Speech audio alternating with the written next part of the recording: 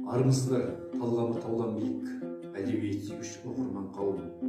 Жәңгір хан Бөкейұлының 220 жылдығына арналған Жәңгір ханның тарихы атты ақпаратты тарихи сағатымызды бастауға рұқсат етіңіздер. Жәңгір хан Әбілқайыр ханның шөбересі, Нұралы ханның немересі, Бөкей ханның ұлы, ел үшін еселі еңбек еткен қайтпас қайсар тұлғаларымыздың бірі. 1801 жылы дүниеге келген. Қазақтың марғасқа ақыны Махамбеттің тұсында өмір сүрген. Қоғамда жақсы мен жаман қатар жүреді дегендей, кейде әдебиетті бір жақтылы емес, екі жағынан қарағанымыз дұрыс. Махамбет жырларында Жәңгір хан жағымсыз кейіпкер ретінде суреттеледі.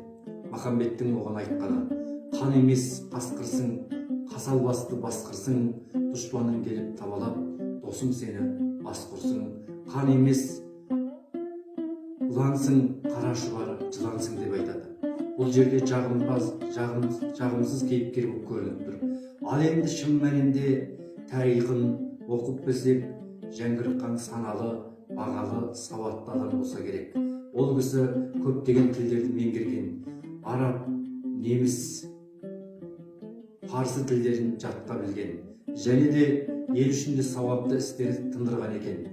Бөкей ордасында қан жәрмеңкесін ұйымдастырып, сонымен қарай тарихымыздан хабар беретін қазақ шеберлерінің қолынан шыққан мұражай салғызған. Сонымен қатар қазақтың балаларының сауатын ашу үшін ең алғаш мектеп ашқызған екен. Жәңгір ханның осындай өнегелі өрелі істеріне қарап, шын мәнінде жаман адам болмағанын білеміз.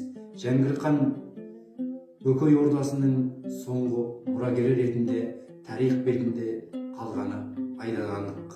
Жәңгір хандай ұлы тұлғамызды ақтап алуға да, жақтап алуға да болады. Сондықтан ұлыларымызды ұмытпайық. Назарларыңызға рахмет. Аман сау болыңыздар.